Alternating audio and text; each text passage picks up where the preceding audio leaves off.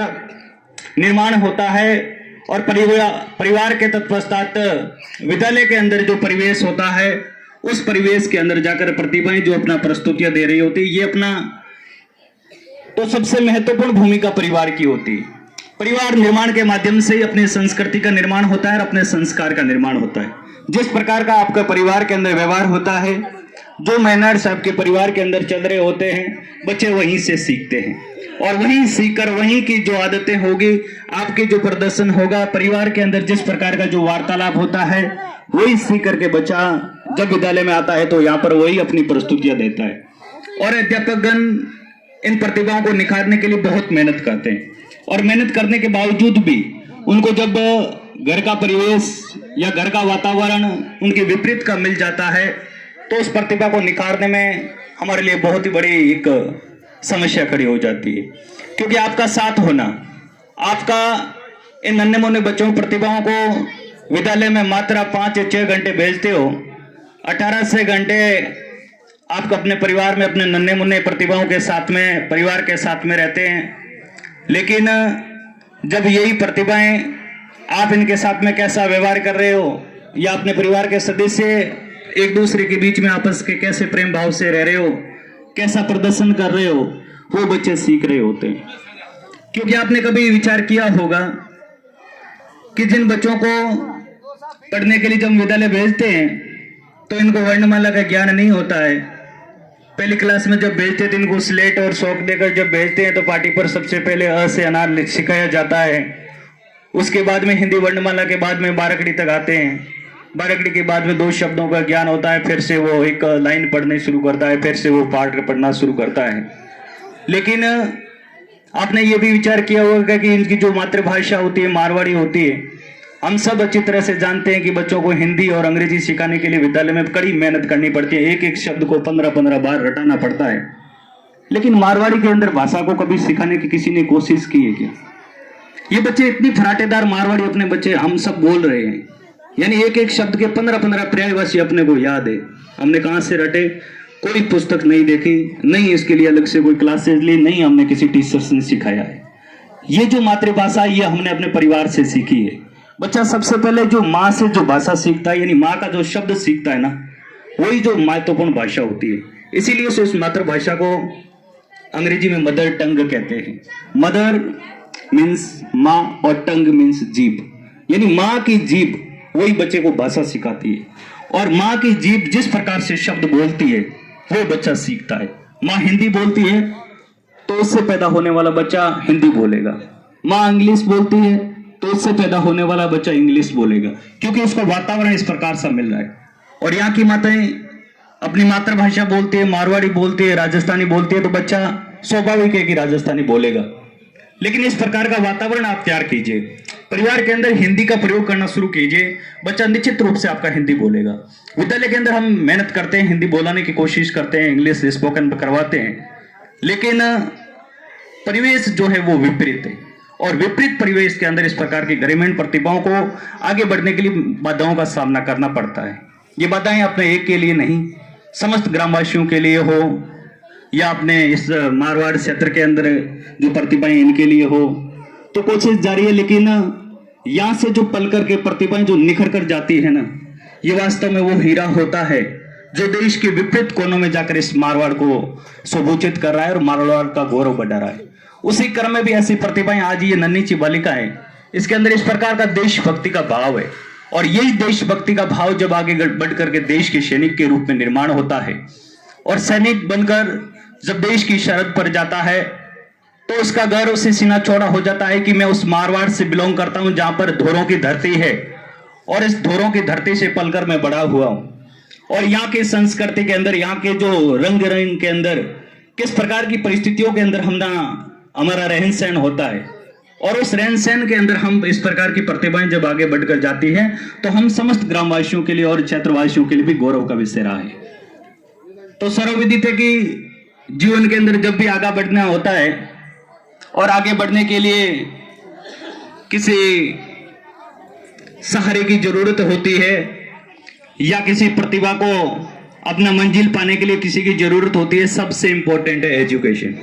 और एजुकेशन ही व्यक्ति को आगे बढ़ाई जा सकती है। हाथ में पेन होता है, कलम होती है, कलम की ताकत के आगे दुनिया की कोई ताकत नहीं होती। यानी कलम को झुकाने वाली दुनिया के अंदर कोई ताकत नहीं है।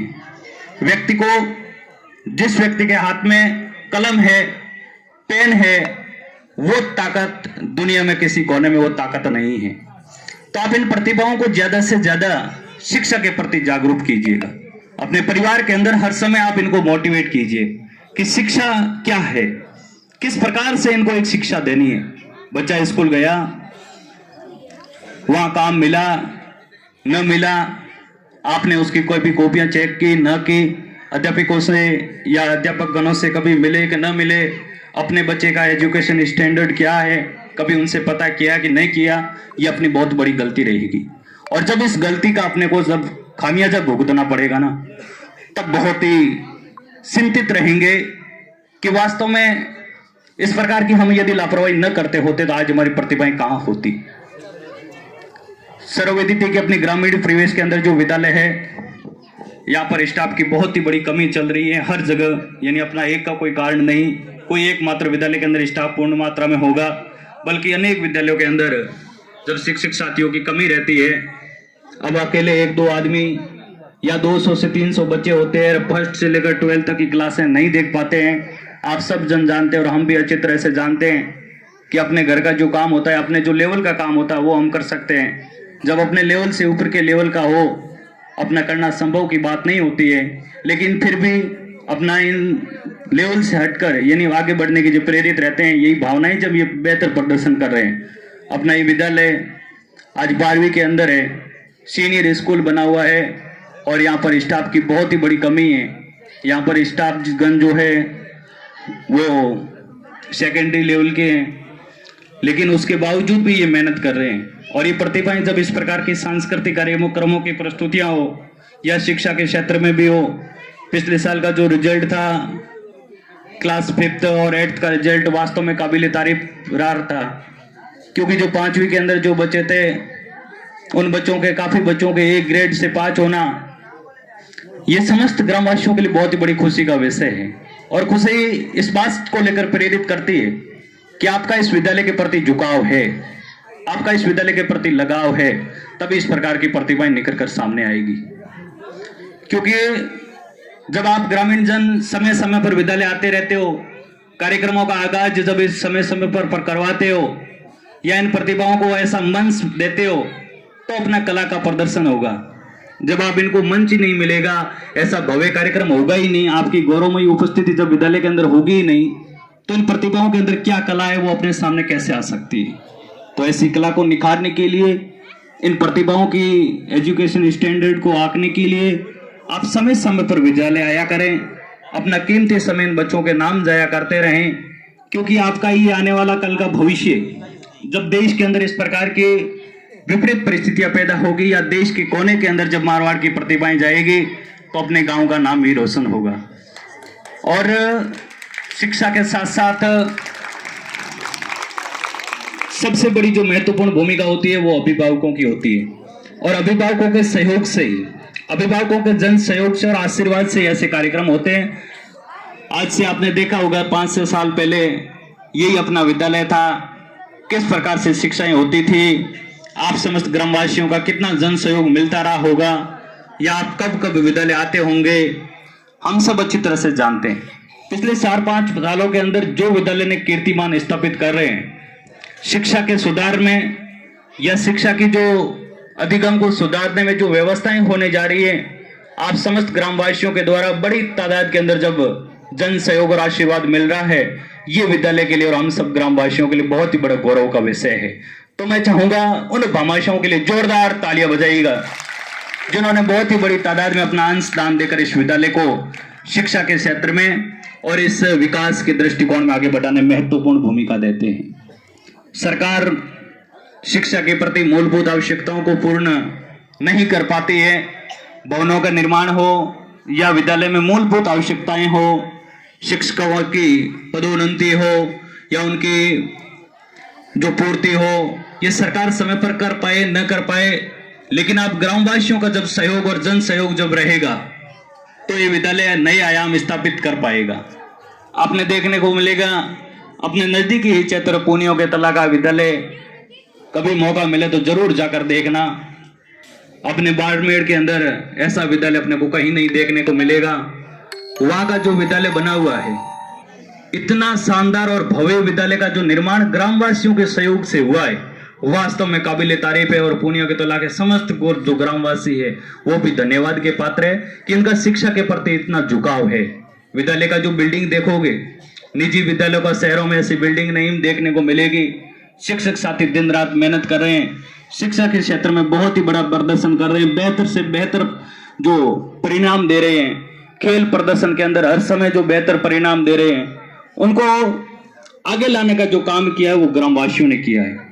ग्रामवासी हर समय खेल के अंदर उनको प्रतिभाओं को निखारने में हर समय आगे आते हैं। खेल के अंदर अनेक प्रकार की जब घोषणाएं कर देते हैं, इस प्रकार की जब विद्यालय भवन के निर्माण की बात हो तो भी ग्रामवासियों ने बहुत ही बड़ी जन सहयोग से वहां पर विद्यालय निर्माण भी करवाया। इस प्रकार से जहां जहां ग्रामीण जनों का सहयोग आशीर्वाद मिलता है तो विद्यालय निश्चित रूप से अपना प्रभाव दिखाने में कोई कमी नजर नहीं आती है। ये शिक्षक साथी अपना कर्म निभा रहे हैं, अपनी मेहनत कर रहे हैं और बाहर से आकर अपने नन्ही मुन्नी प्रतिभाओं को निखारने में अपनी महत्वपूर्ण भूमिका दे रहे हैं। हम सबका ये कर्तव्य बनता है कि इनके सेवा के कार्य के अंदर अपना सहयोग जरूर प्रदान करें। अपना विद्यालय है, जब यहाँ की प्रतिभाएं निखर कर सामने आएगी तो अपना सबका मान सम्मान बढ़ेगा। यहाँ की प्रतिभाओं के साथ साथ अपने गांव का नाम रोशन होगा। इन शिक्षक साथियों का क्या है, आज अपने पर मेहनत कर रहे हैं, हो सकता है कब इनका ट्रांसफर हो जाए, किसी दूसरे प्रतिभाओं को निकालने के लिए चले जाएंगे, लेकिन आपको जब इनका हौसला बढ़ाई करना है तो आप समय समय पर विद्यालय आते रहें। इनका हर समय इनकी इच्छाओं के अनुसार अपनी जो भी मांग हो उन मूलभूत आवश्यकताओं को पूर्ति करने में अपना अंशदान देते रहें। जब इस प्रकार आप देते रहोगे तो विद्यालय वास्तव में सर्वांगीण विकास होगा और आप सब जनों का ऐसे ही बहुत ही बेहतरीन प्रदर्शन भी आपके सामने देखने को मिलेंगे। लीजिए आपके सामने अगली नृत्य प्रस्तुति नन्ही सी बालिका के द्वारा देशभक्ति संगीत पर।